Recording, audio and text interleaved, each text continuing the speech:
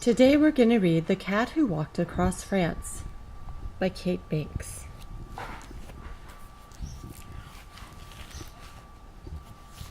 Excuse me.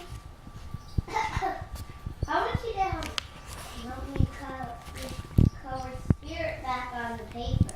The Cat Who Walked Across France by Kate Banks. Excuse me, Mommy. I want you to help me. For many years, the cat had lived in the stone house by the edge of the sea. He chased the wind that scuttled through the gardens. He watched the birds flitter from tree to tree. At dusk he curled up in the bend of the old woman's arm. The old woman would scratch the cat's ears and stroke his back. Good kitty, good kitty. Then one day, the old woman died. Her belongings, along with her cat, were shipped north to the house where she was born.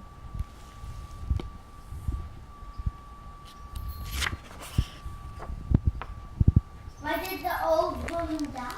He prowled the streets begging for scraps to eat and fleeing from stray dogs. Until one day he left.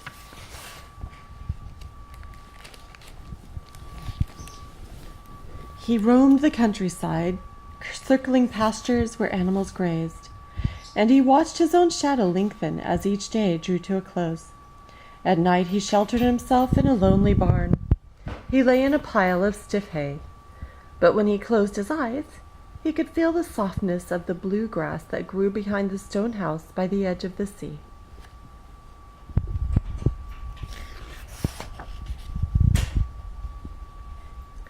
At daybreak, the cat would bathe himself in the first rays of the sun.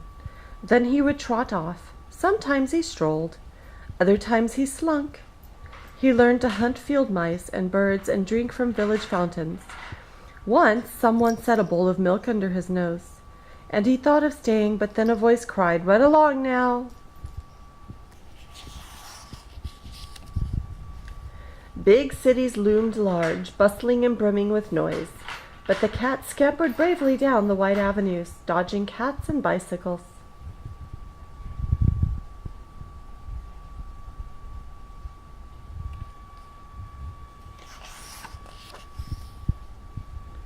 Children playing ball would chase after him or cry, "Shoo, shoo!" and the cat would scurry up a tree.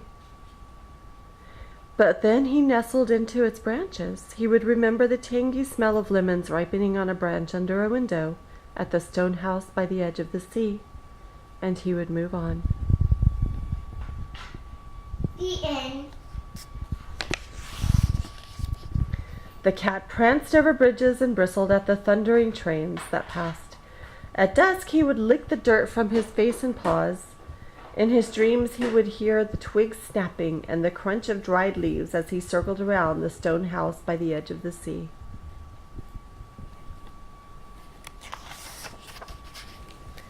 Weeks passed, and then months. The cat measured time against the weathered soles of his feet. As his fur grew scruffy, now and again he would stop to linger on a grassy bank or in the cool shade of an ancient wall.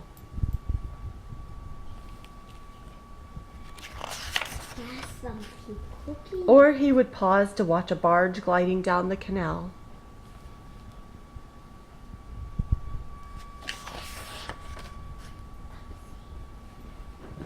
When it rained, the cat took refuge under a friendly rafter. He was lonely and tired, but when the storm passed, he would march on, driven by the taste of the salty air that blew off the water and coated the bench behind the stone house by the edge of the sea.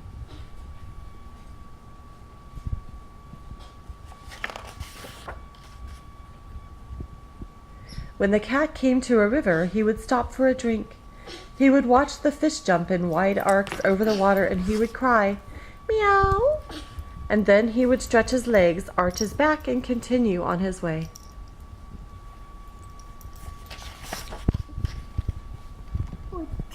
Sometimes he stopped to romp in the fields. He rolled in the tall grass and skipped over buttercups.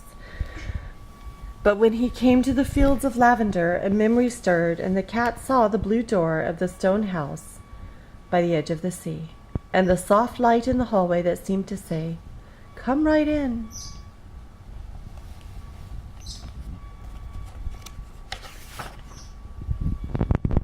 The cat was thin and frail when he wandered into the port. The boats with their flapping sails told him he was nearby.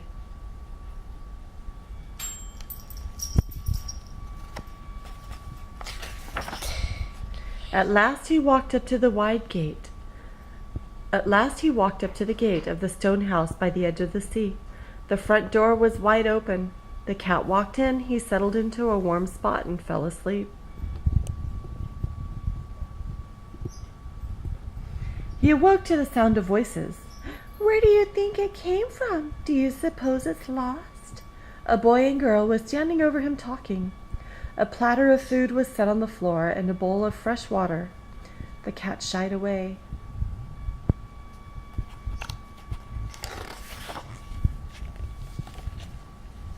Did he "Here, kitty," said a soft voice.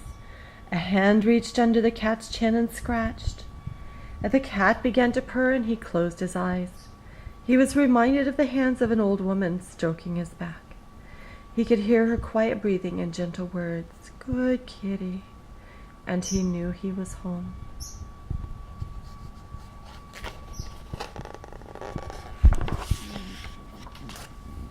The end. Is it the end? Did it? The end. It is.